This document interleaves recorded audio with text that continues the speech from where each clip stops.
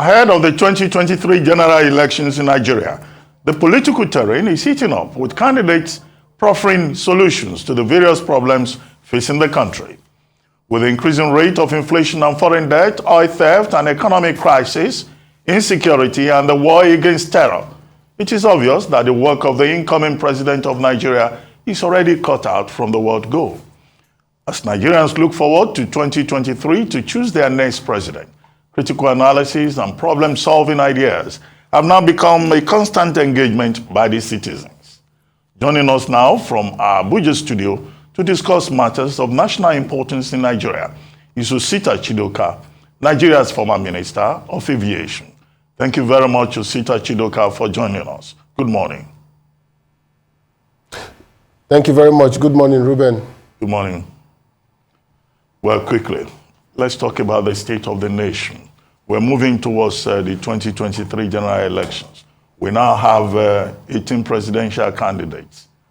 We have an idea of what some of them are talking about. What do you think should be the major priorities for Nigeria's next president? Well, number one priority for Nigeria's president is to go back to the management of our diversity as a country. The idea of federalism is unity in diversity. And every effort has been made over time to manage this diversity.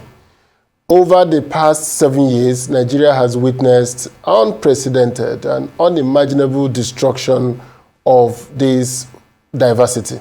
So what we are going to see in the next 4 years from 2023 is an effort to rebuild our sense of nationhood, our sense of oneness. Because underlying all of our problems is the matter of national consensus. So once the nation is unified again, then we can begin to deal with our economic issues, with our insecurity, with our various challenges, bedeviling the nation. So I think the first task before the presidential candidates and anybody who wins the election in 2023 will be to rebuild our national consensus. Efforts in the past to build this national consensus has taken us since after the Civil War.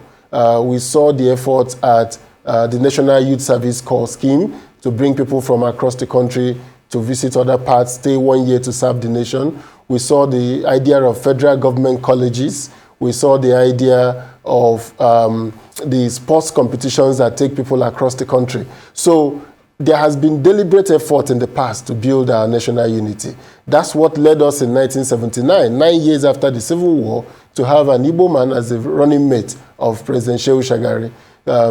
The idea of introducing that you must call 1/3 of the votes cast in at least 2/3 of the states in Nigeria was a reaction to the parliamentary system where the Northern People's Congress could actually form a government with just Northern legislators. So all these efforts, all the constitutional amendments, all the changes we did, even to the presidential systems, was reaction to the idea of how should we build a nation. And it is sad that all the efforts made, all the gains made over the years has been destroyed over the past 7 years. So I think that is the first priority of any president in 2023. Would you say that we've had limited results, even beyond the past 7 years, because those efforts have been deliberate, like you said, but quite superficial? How far do we need to go? Do we need a brand new constitution for starters? Do we need to return to the First Republic system? How far should we go to really achieve this nationhood? The First Republic constitution we had, contrary to public views and popular opinion, the First Republic was actually a problematic constitution. It was a very problematic period. Many young people and many analysts who talk about it today will not remember that it was the events of the 1960 to 1962 to 1964 that led us to where we are as a nation. If you remember, the Operation Wait here in the western part of Nigeria, was a problem between the action group when Akintola and Awolowo disagreed, and there was an effort to remove him as premier. And that effort was truncated in the House of Assembly. And that led to a state of emergency in the Southwest. Now, what that brought about was the fact that the parliamentary system of government was facing severe stress in Nigeria. In the Southeast, it was so bad that the whole of the Eastern region boycotted the elections of 1964. The election had to be redone in 65 for the Eastern region. And despite the boycott of the Eastern region, the federal government, the Zik was forced by the force of law to invite Sir Abubakar Tafawa Balewa to form a government. So going back in time may not be the solution to our problem. Now, the next question people will say is writing a new constitution. Well, my view has always been, and I'm very careful in making that point, that I don't think that if we come back today to write a fresh constitution, that will solve the problem of Nigeria. Most of the items in our constitution, starting from the 50 minus 1 persons that was appointed by the Murtala Mohammed regime, Chief Awolowo turned down his own appointment, that wrote the 1979 constitution, the constitutional conferences under President Babangida, under General Abacha, that led to this constitution we have, were largely written by Nigerian politicians, from General Yaradua to Ekwueme to Tony Anene. The only challenge was after they wrote these constitutions, the military intervened in promulgating it to law and amended certain aspects of that constitution. But they largely represent the opinion of Nigeria's political class. What I think we need is a National Assembly that is alive to its responsibilities. And being alive to its responsibilities means that that constitution must, as a matter of course, continually go through process of amendments and improvement. And it is interesting that over the past 10 years, we've amended our constitution quite a number of times. And I think more amendments will come. Now, people will say fundamentally that the constitution of 1999 is flawed. That fundamentally it is flawed. I also say that fundamentally we can rewrite those fundamental issues that are flawed. If you look at the President Jonathan's Constitutional Conference, the recommendations they made, the 6 geopolitical zones we have today came from the 1995 Abacha Constitution. So where we should be today, in my view, is that 1, we are not electing responsible people to the National Assembly. 2, we have removed the National Assembly from a lawmaking body to almost an executive body. So everybody in the National Assembly is talking about empowerment programs, what they have done for their people. So the incentive structure for them to focus on the issues of rewriting our laws is also problematic. Then the third one is that despite the beautiful laws we've written in Nigeria, the human element is a major challenge. So nothing in our law does not empower the State House of Assembly to oversight the governors, to ensure that the states are run properly. But you can see that we have had state governors that have not conducted local government elections, and their State Houses of Assembly have not sanctioned them. We have seen governors that have used large sums of money under the guise of security vote. The State Houses of Assembly have not sanctioned them. So when we see the Accountant General of a state, the Auditor General of a state, all those institutions exist. But the reality is that they have become lackeys of the executive. They have become people who undermine the constitution. So I don't think that writing a brand new constitution in itself will solve the problem of Nigeria. The problem of Nigeria is a problem of systems and processes that have failed, the lack of leadership in forcing compliance to these systems and processes. And I think that the watchdog, the media, the civil society is also lacking in its responsibility. And then, of course, the general citizenry, our threshold for accepting bad behavior, for normalizing bad behavior is quite high in Nigeria. So you hear people say that people have resources whose only job have always been government appointments or who have been in public office, and they are said to have resources to spend. So it is something that I believe that there has to be a general overhaul of our process and thinking in Nigeria as a country, a change in the way we understand the idea of government. And that will take quite some time, not just a constitutional rewriting. Well, let's interrogate the point you made earlier a little bit further, which is your point about forging unity in diversity as something that should be the priority of whoever becomes Nigeria's president. Well, isn't that easier said than done, considering the fact that the processes leading to, the 2023 general election will seem to appear to have even divided the people further. In a country where some people are saying, look, we'll rather go our way, and some other groups are saying it is our turn to be president or to have this position, and yet they've been denied that opportunity, as it were, on certain platforms. And you have so many people who are aggrieved.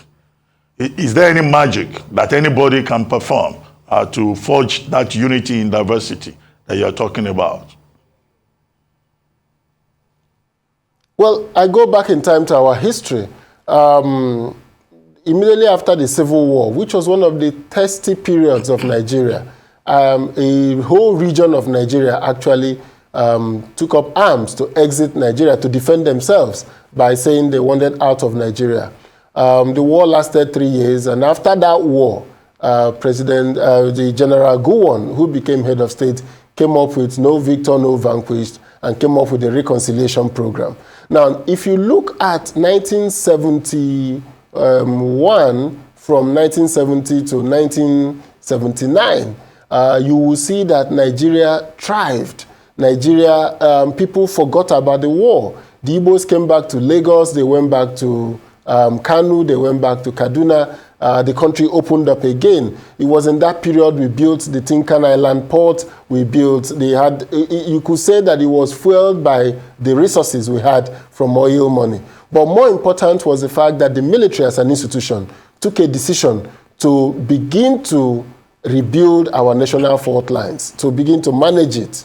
So there could be a deliberate effort by government. There could be a deliberate effort by a president. And you must give that credit to President Obasanjo when he was president. It was such that by the end of his first term, I don't think any part of the country felt as bad as we are feeling today. Everybody felt they had a stake in that government. When President Yaradua came, he also made his effort to allay the fears of people. If you remember, when we were writing the 1960s Constitution, part of the challenges was the minorities. So we had the Willings Commission who came up with the issue of the minorities, how they want to be in Nigeria. And part of the effort to keep the minorities in Nigeria was the idea of the fundamental rights and also the idea of federalism to allow for diversity at the local levels. So if we have a president who the governors can look up to, who can get the governors back aligned, who will play that father figure role, who will get the governors, the legislators to come back again together, to come back to national conversation. I like to give President Babangida as an example when he took over from the government of General Buhari and Nigeria was at his knees like today. We couldn't service our debts. Our balance of trade was totally against us. Our debt servicing was so high that we needed the IMF and the World Bank and the London and Paris Club to give us clearance to pass a budget. He decided to have a national conversation whether we should take the IMF loan or not. Together with that, he set up the political commission led by J.S. Kuki to find out from Nigerians, what do they want? Those two incidents brought down the tension that the Buhari government had created in Nigeria from 1984 to August 85. So between 85 and 86, you could see that the temperature of the country came down. It made it possible for the government to introduce a structural adjustment program with its mixed results, but at least that was a direction that led to the unlocking of the private sector in Nigeria. So it is possible that a president can come, re-engage Nigerians again. Let us have conversations again. Let us do what, even if it is getting us again to look at ourselves as Nigerians, not reminding us that certain Nigerians are not trusted in certain positions, letting us once again know that we are in the same boat and we are heading in the same direction. If that president doesn't do it in 2023, if the candidate that emerges in 2023 doesn't do it, then the ship of the Nigerian state will definitely be heading in the wrong direction. But where we are now, we're in a totally wrong direction, and we need to reverse that trend and bring us back. And the examples I've cited has made it clear that it is indeed possible to re-engage the country. Let's talk about insecurity in this country. There's a perception that Northerners are favored in this country, but they would disagree with you because they are living in killing fields as if it's something out of, the Khmer Rouge in Cambodia. And we had statistics a few days ago, 6,698 people killed in the past 6 months. And of course, we know by this morning, we have passed that threshold. This is according to Beacon Hill Consulting, a security company. Now, what do we do about this? The fact that Nigerians are being murdered in scores all over the country, not just the north, but largely concentrated in the north. But you have in the southeast a whole different form of violence with unknown gunmen wreaking havoc. You have problems in the southwest as well. What do we do about security in this country? The first principle here is that the Nigerian state is at its weakest level. All around the world, countries have faced through traumatic periods of non-state actors trying to control the state, right from the early days of the mafia in Italy to rebel groups in Spain, the ETA, the FARC rebels in Colombia, all over the world, in the Khmer Rouge, as you mentioned. Everywhere in the world there has been these challenges. But two things are critical to fighting insecurity. One is the fact that there is national consensus so that both the political and the military and security forces will work in the same direction. The second one is that the state has resources. It has the capacity to tax people. It has the capacity to raise resources. Now, one of the grave challenges of the Nigerian state today is that the state is weakened because it lacks resources. No matter how much the central bank is going to print naira to fund the operations of Nigeria's government, no matter how much you are going to borrow money from ways and means to fund the Nigerian government, the fact remains that the Nigerian government is not earning foreign exchange, and it will not be able to buy the arms and equipment that its fighting forces need. It may soon run into the problem of meeting its salary obligations to its public servants and institutions. So that in itself is what is fueling this insecurity. There is an economic problem that has weakened the capacity of the Nigerian state. When I was in the Federal Executive Council, it was an average of $3 billion that the NNPC used to remit to the Federation account, about $3 billion.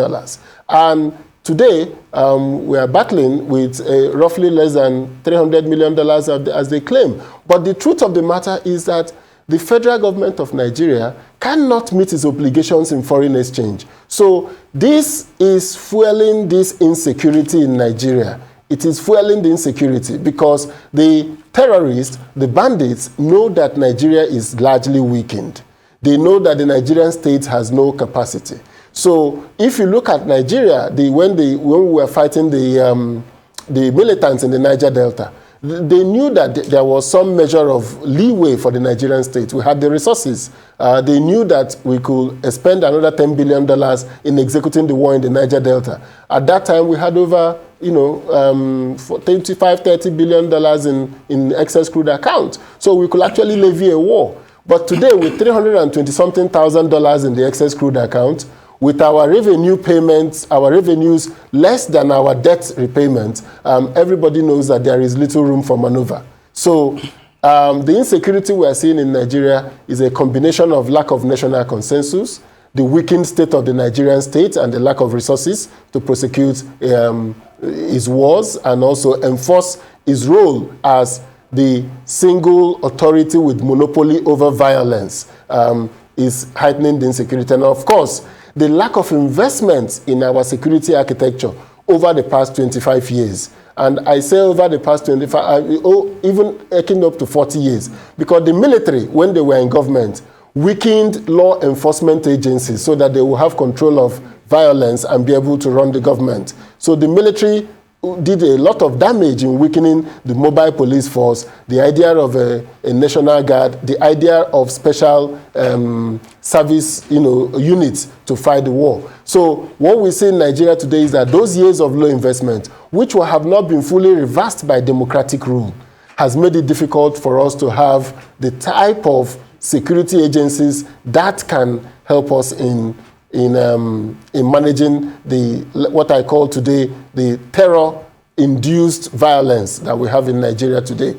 And finally, for me, on the issue of insecurity is the fact that no country in the world will survive when the government does not control violence, when the government does not have monopoly over violence. And this monopoly over violence should not only be centralized, but also decentralized, so that at various levels of government, we are collaborating together. We have the manpower, we have the intelligence, and to be able to fight insecurity. And underpinning all of this is a strong and robust technology that will make sure that our citizens are identified from birth to death. Without this, many Nigerians know that the Nigerian state has no capability to fight insecurity, and it's going to get worse, except we begin to reverse that trend now. Okay, earlier on, you talked about the National Assembly being alive to its responsibilities. Some members of this National Assembly today are saying that they want to remove the president from office. They've given him a 6-week ultimatum on account of the security challenges being faced by Nigeria. Do you think that this president, President Buhari, should be removed from office? Do you think that the National Assembly members who are proposing this, that they are being alive to their responsibilities? Well, it is morning yet on Creation Day. I think they're just waking up to their responsibilities. They have far more serious, egregious behavior from this government that will have required serious oversight and sanctioning. It is interesting that it is in a country like this that the Accountant General, the keeper of the resources of the government of the Federation, has been accused of diverting the sum of 109 billion by the EFCC. Now, what is even difficult about this is the fact that 15 billion of this money was said to be monies that he got as bribe to be able to release monies due to states. This was the allegation by the EFCC. I don't want to believe that the Accountant General, who is under the supervision of the Minister of Finance, if I'm correct, could have sat in that office, diverted 84 billion naira of federal resources, and nobody in the country is holding anybody responsible. This is an act that nobody in the world, no country in the world, will have not seen a massive wave of resignations. That this Accountant General reports to somebody, and that under the watch of this person he reports to, and which ultimately is to the President of the Federal Republic of Nigeria, the man was able to, under the eyes of this President and his Minister of Finance and the other institutions of state, was able to divert 84 billion naira of federal government money to private purposes. So if you look at that alone, that singular act, it is something that will have warranted national outrage and a possible impeachment.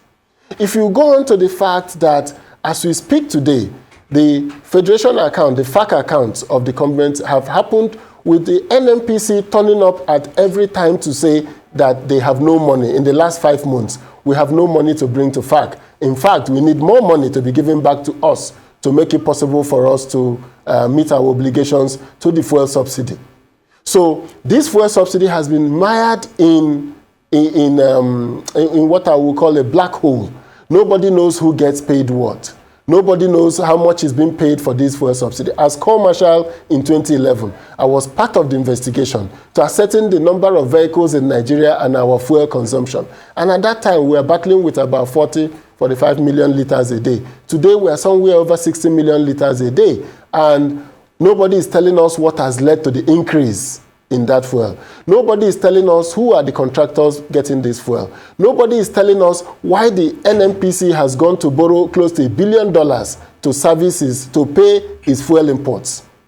So if we look at all these data combined together with the insecurity that is in Nigeria, the National Assembly has not been alive to its responsibilities. So waking up at this moment and calling for the impeachment of the president is what I will call a last point noise. What I expect them to do is to continue with an investigation of all these issues. So by the time they come up with the report, the issue of impeachment will just be a foregone conclusion, because this will have shown that the government have not run this country very well. The government has not run this country transparently, because all the allegations we are seeing, all the issues we are seeing, all the borrowings that we have done in the past 7 years now, we should be able to put it on the table and match this borrowing to expenditure. We accuse President Jonathan of being president at $100 fuel oil prices and said he was borrowing to pay salaries. Now we have seen that we are not only borrowing to pay salaries, we are borrowing to pay debts. We've moved from borrowing to pay salaries, to fund recurrent, to borrowing to pay debt. So every quarter, we borrow new money to be able to pay back our debts. So these are issues that the National Assembly ought to have been having investigative committees, public hearings, to expose what is going on, this bad behavior that we are normalizing, that we are accepting as a way of life in the country. It is indeed bad behavior. That the NNPC, for instance, is showing severe bad behavior in its poor remittances to the federal government. From 98 billion in 2014, what they remitted to the Federation account, to where we are today. So I'm surprised that the National Assembly is not screaming, bringing all these people together in the public domain for us to get information of what has gone wrong.